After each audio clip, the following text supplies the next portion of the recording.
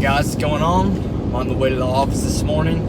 I was reading an article this morning about day trading, so I wanted to kind of talk about that a little bit. And you have three kinds of traders, really. You have day traders, you have swing traders, and you have investors. A day trader is someone that's in and out of positions. A day trade is classified as making a purchase and a sale of the same position within the same market hours. So from 9:30 a.m. to 4 p.m., if you bought 5 shares of XYZ and closed out any of that same position, that's a day trade. A swing trader is someone who may hold a position overnight or over a period of a couple weeks or months, but a little more short term. And an investor is someone who's in it for the long term. Warren Buffett is an investor. It's all about long-term fundamentals of companies.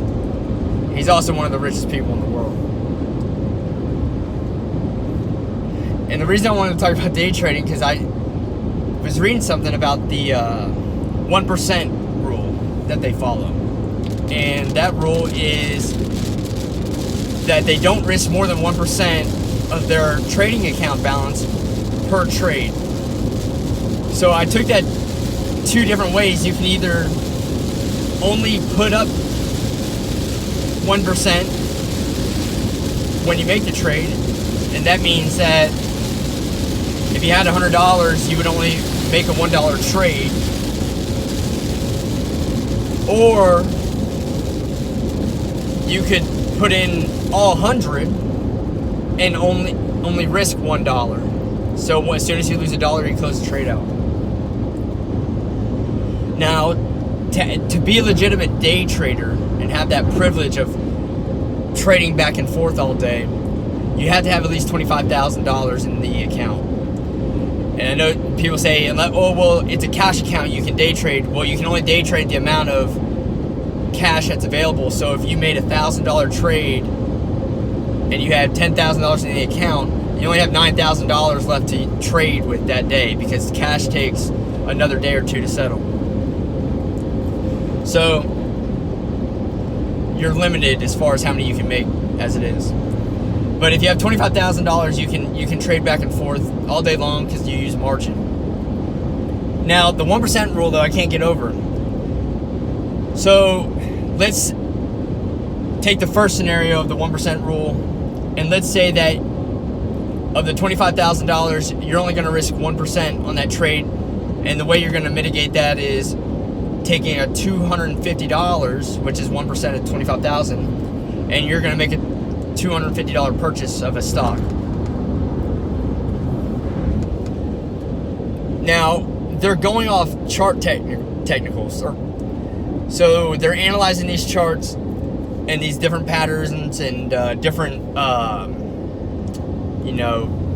indicators like your RSI, your moving averages, blah, blah, blah, whatever.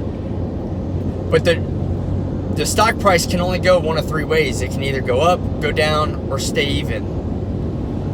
So it's for you to make a decision, though, on whether or not to enter or exit the trade. It has to go up or down. So you have a two-way go, which is basically a coin flip. It's 50-50.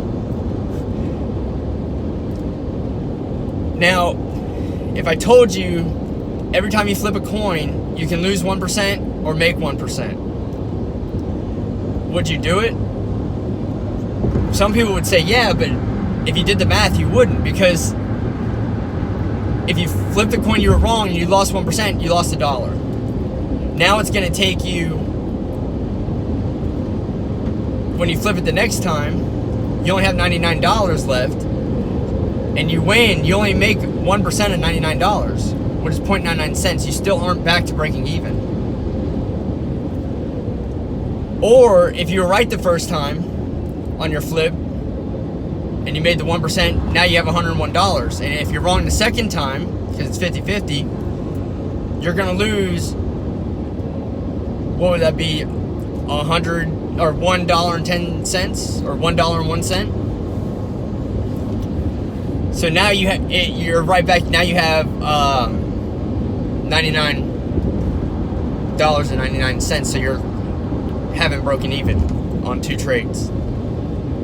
The reason being is that a percentage of a higher number is more than earning a percentage on the lower number. You would think that this is common sense, but apparently it's not. So if you're entering into a 50-50 trade, and you can argue with me all you want, day traders, it's a 50-50 trade because no one knows what the market's going to do.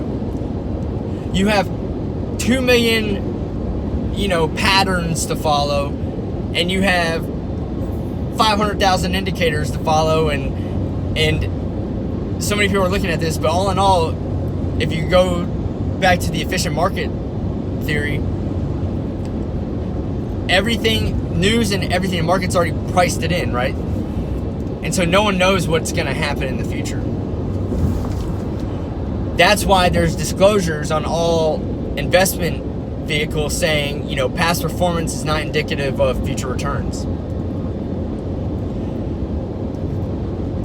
Or we can look at scenario 2 where they say, well, we're only going to risk 1% of the account value, but they could be putting up, all $25,000 into the one trade. I don't know, and then limiting their loss by putting a stop loss tag to the trade. But let's say a day trader, their philosophy was, okay, I'm going to put up 10% of the account in the trade and only risk losing 1% of the account value. So that'd be a $2,500 trade from $25,000. If they make 1%, they made $250 on their $2,500 trade. Now, that's 1% of the account value they would have to make, but that's 10% gain on that trade, which means the stock price, if you bought $2,500 worth of shares, you would need it to make 10% to make the 1% of the account value. So to earn the 1% realistically in a day, when you look at volatility in the market, maybe on a day where volatility is high back in COVID, you could get away with that, the 10% fluctuations. But really, you would have to put up a lot more money to make 1% of your account value every day, which means you would have to put a lot more at risk than 1%.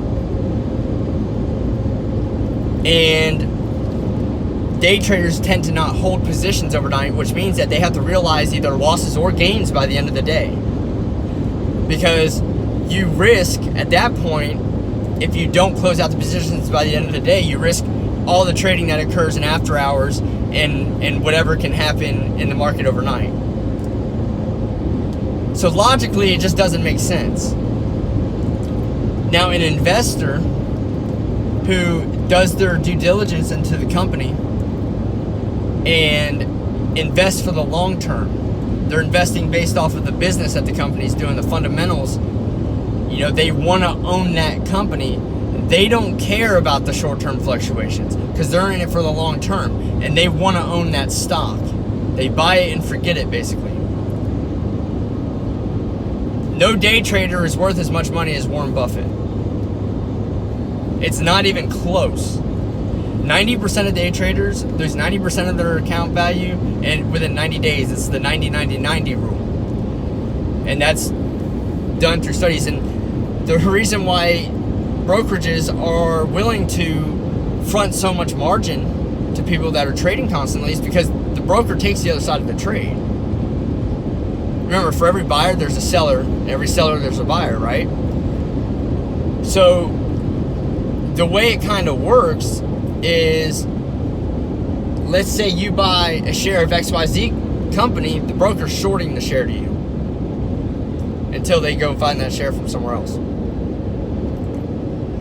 So if you're right, the broker would lose, but if you're wrong, the broker wins, because you're going to close out that position at a 1% loss. The broker's making that plus the spread on the trade.